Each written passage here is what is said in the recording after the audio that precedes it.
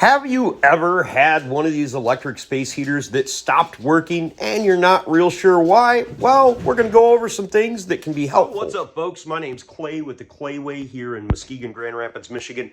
And I believe my job on my channel is to inspire and empower folks just like you to do things on your own and instill that if anyone else can do it, you can do it too.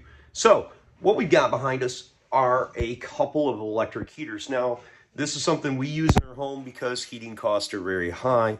And apparently, Build Back Bonkers tells us that electricity is the form of fuel for the future.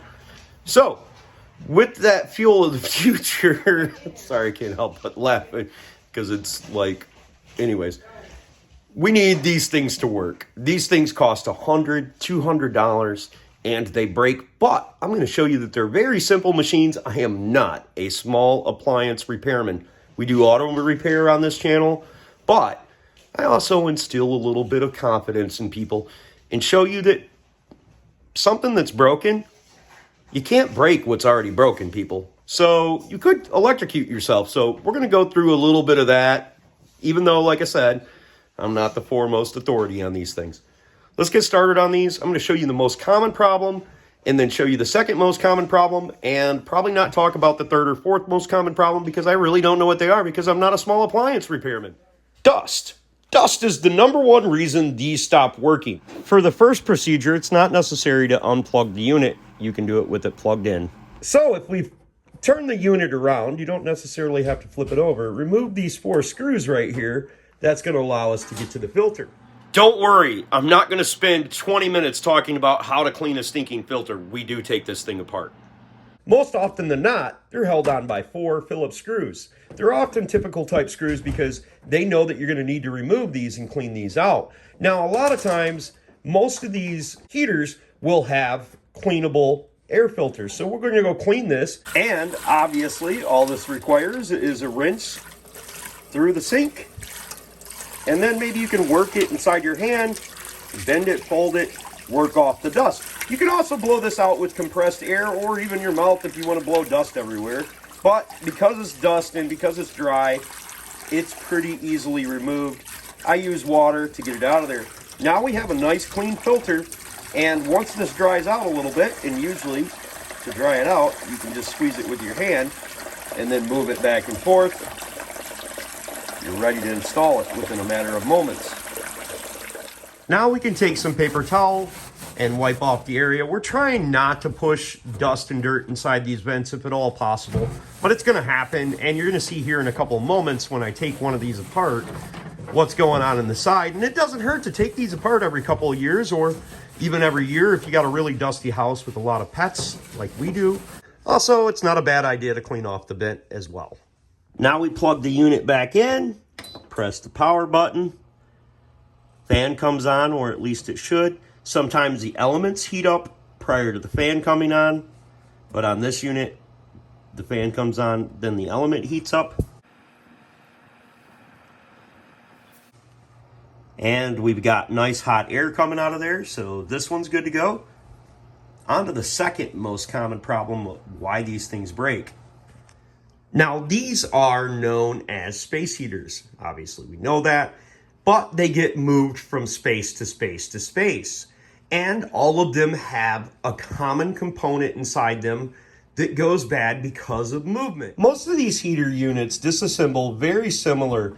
Most of the time, there's screws affixing the sides onto the units, and generally we only have to remove the sides. We don't need to remove the back and all of that stuff. In this particular situation, we're going to end up removing 4 screws along the side of here, and then that will allow us to pull this off. And certain instances, these screws that are holding the legs on are going to hold this to the base of this metal. But I recommend removing the screws that you can see along the side of here and avoid removing screws from the base like this one. This screw is a different color than this screw, and the reason for that is this is probably a ground or it's holding the transformer down or something like that. So oftentimes, keep in mind, to do this, it's super simple. Just remove the screws along the side, try to pop out one side of it, and go from there. So we can tell that it was affixed down by these edges. right here. And as we can see from the back side, there were 4 screws holding this side cover on. And generally these are made so little children in China can build them. When you're reinstalling the screws on like your air filter cover, these are just sheet metal screws. They don't have to go down real super tight. You just snug them down and you're good to go. This isn't moving 300 miles an hour, so chances of them falling apart is probably pretty slim. Now, this is where it's crucial if you're going to get on the inside of one of these that you've had it unplugged for quite some time. I'd say let's just be on the safe side, err on caution, day, 2 days, because the transformers in here can hold energy. And I don't know what the length of time is, but look down in the description below. There's going to be some people that fill in the gaps for me and have a lot more knowledge on these things than I do. But this thing's been unplugged for a year or two, so I don't assume there's any risk for me getting electrocuted. Now, what we've got down inside here is we've got several electrical components. And keep in mind that probably somebody a quarter of your age built this stinking thing. And if anyone else can do it, I promise you, you can do it too. So we've got several electrical components. Don't even worry about them. Just be gentle when you're working around them. Try not to break them. Generally, this is the component that's going to break first. We've got this switch here, and what happens is as the power comes into the wall, it originally goes inside this switch, and this switch says, hey, I'm upside down, or hey, I'm on flat ground. Basically, this will tell this power to go from here to the transformer. And this situation is located right here. So without this switch working correctly, there's going to be no power going to the unit. We're not often going to see capacitors and resistors blow out unless there was some kind of humongous surge of energy like an electrical storm or something like that. And I don't think in this situation we're going to have to worry about that. We could also look for, on some makes and models, a fuse inside here. You may find that one of them are blown out, especially if it's got an electrical board like this one does. Oftentimes, if there is something that's defective on this board, you're going to visually see it, because when a capacitor or a resistor breaks, it's generally noticeable by the naked eye. Now on my other unit that has a defective flip switch, I'm going to pull the other side off. Lets me get to the switch down inside there and do my tests to see if my switch is actually bad. Okay, now we have another unit that doesn't work either, and we're going to test this, what I like to refer to as the flip switch, because when the vehicle, you know I'm used to working on cars, when the heater flips over, there's a little ball in here that's going to fall out, and it's not going to allow there to be continuity between these 2 points. So we see how the wire comes in from the electrical up here into the bottom and then passes through here and goes over to our transformer, or in this situation goes to a set of relays and stuff like that, because this one's electronic and the other one that I was working on was analog. Looks pretty good in here. This was not that old of unit, so I'm hoping that this switch is bad. But we need to have this set in a position where the switch would be correctly working if it's not broken. So it needs to be set on a flat surface. We'll grab our multimeter and we're going to turn it to continuity, which is this little signal right down here. Looks like an arrow going through a cross. Then when you touch your leads together, the battery that's inside your multimeter is going to send a signal through the both of these, telling it that the connection is made and the circuit is complete. So think of this as our switch. Basically inside it, when the ball doesn't touch anything, this is cut and it doesn't connect. Okay, so we need to check for continuity through our switch. So basically we want to touch the metal ports to the metal parts and see if our switch is bad or if there's something else wrong with this unit. So both of my metal leads are touching each open metal part of my switch, and my switch isn't testing for continuity. So that tells me if my switch is bad. Now we can jiggle the side of the switch, literally jiggling it, hoping the ball falls in the center, and recheck it and see if it was just a bad test or the switch wasn't getting actuated properly. But I don't think that's going to be the case in this situation. So before I take the wires off of it, I'm going to remove the 2 screws that are holding it down to the back panel here, so it's easier to get the wires off of it. This flip switch is affixed to the back cover, whereas in the one that I was working on earlier was affixed to the blower. Now when we go to disconnect these, oftentimes up underneath the little clip, there's going to be a little thing that we need to push down on to remove the clips easily. They do that for safety. So we have to take a little pick tool or a small screwdriver. It doesn't hurt to cut away a little bit of the shrink wrapping from there so you can kind of see what I'm saying. And when you push down on that tab, you should be able to pull these out. It probably doesn't make a difference on the orientation of these wires, but it's good to pay attention to where they go, even though I think you could switch them around and it wouldn't make a lot of difference. Now we can go ahead and set our switch in the proper position, meaning that the way that it would sit inside the unit, and go ahead and set our multimeter back to continuity and test our switch and see if it's broken. Maybe it's possible that we weren't getting a good connection on our test from before. The flip switch works just like a seatbelt tensioner inside an automobile. If the automobile flips over, the seatbelt tensioner automatically grabs the seatbelt really tight and holds it. Well, that's the same thing inside these switches. And I'm going to disassemble this switch, show you what the inside of this thing looks like. And just in case you're wondering, I'm in my own home filming this pantless for those of you that have been watching the video this long. Don't worry, I'm not going to show you any of that.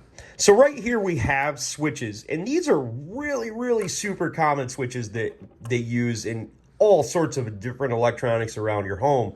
These switches are found in microwaves, refrigerators, and just like anything, over time, it wears out. This is a brand new one. This is one that I used for a Samsung video where the door switch was not working, and I showed people how to repair that. I just basically took the thing apart, never worked on one before, and looked at it. Figured out that the switch was bad and replaced it.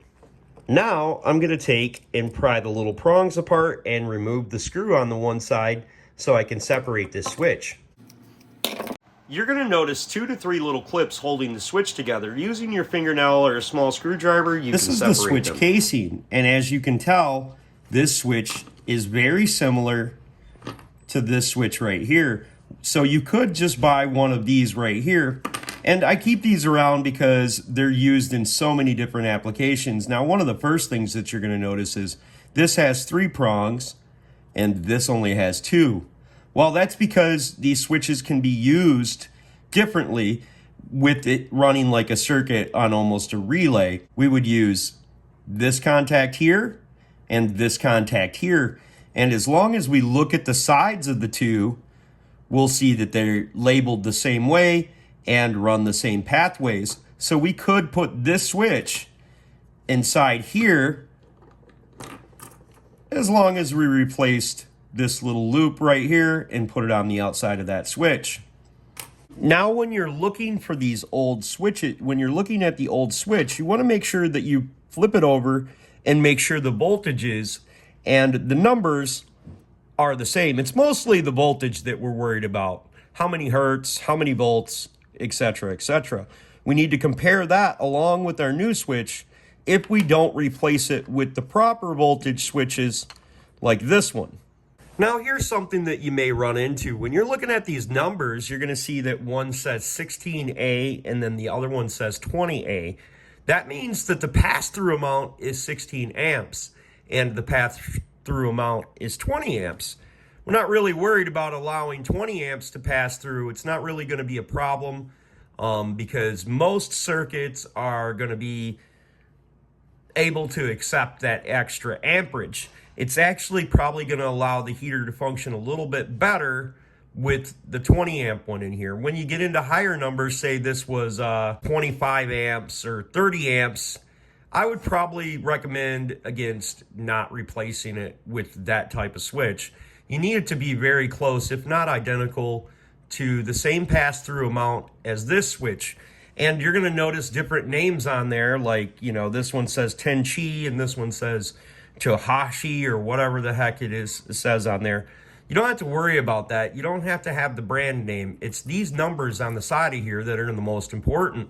I tried removing this clip. I pretty much destroyed it. Luckily, I actually bought the right switch for the unit prior to doing that. But my second attempt, I was successful at removing the clip off of there without destroying it. Hence the reason I could fix all 3 units. Now maybe you can be a little bit more careful than I was when I pried this off. I kind of bent it up a little bit, but we should be able to still put it back inside there and put it on properly. Hopefully make this work.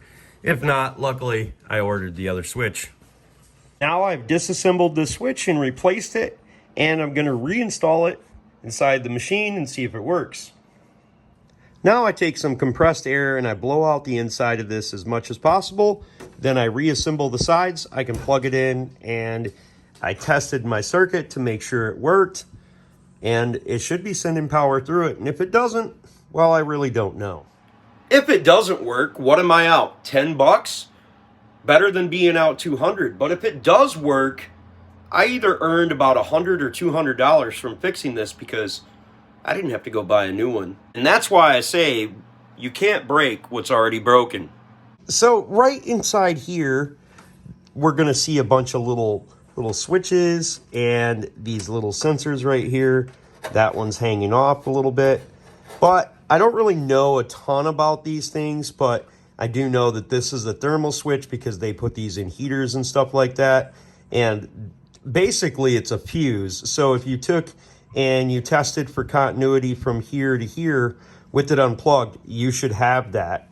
I know that once it heats up to a certain temperature, it turns off the continuity between here and here and won't allow the machine to operate as well. These other ones, I'm not 100% sure of. So when that sensor heats up, it shuts off the machine, and when it cools down, it allows electricity to flow through the machine once again, turning it back on. Well, now we're going to see if I actually fixed anything, or if I was blowing smoke up your ass, or if smoke's going to come out of this thing. Oh, would you look at that? Would you just look at that? Well, I do know what I'm doing. Oh, yeah. Pretty good for somebody who's never worked on one of these before. Oh, yeah, it's even heating up inside there. Well, it's pretty good stuff, dear old Clayway. Yeah. You're probably like, hey, dude, you said you were working on 3 of them, and at the beginning of the video, you said you were going to get all 3 to work. Now I've got the power switched on, and what does happen in here? Now here's where we got to be careful because we just put power to this thing, and I don't know why it's going on and off. Maybe we won't be able to figure this one out. I don't know. So I'm going to try switching the power on and off in the back. Yeah, that doesn't really seem to be doing anything. It's saying that it's on. Maybe you'll see me blow myself up. Oh, that did something.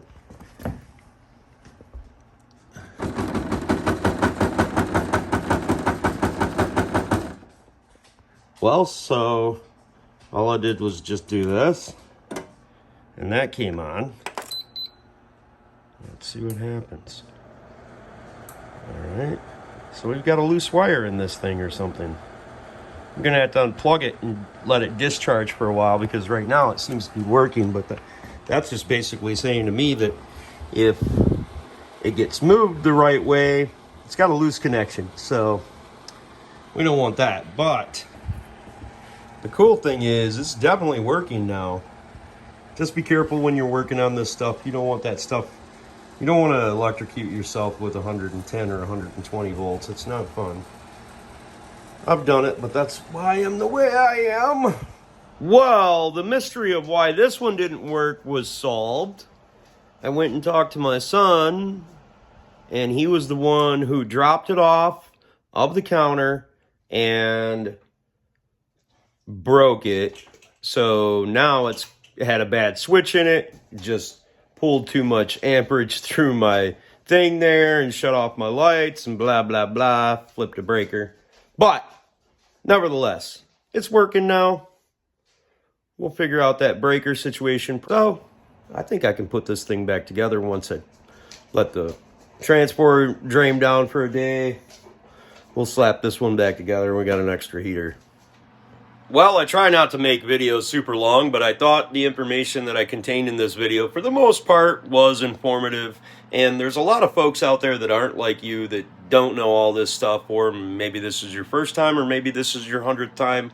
You just want to make sure that everybody else in the world is doing everything right, which I'm sure you'll comment on. But if this video was helpful, please consider subscribing, clicking the notification, sharing my videos, and giving me them sweet old thumbs up. And if you have a question that is automotive related, I answer them for absolutely free. I don't collect information. I don't care about your baby mama drama.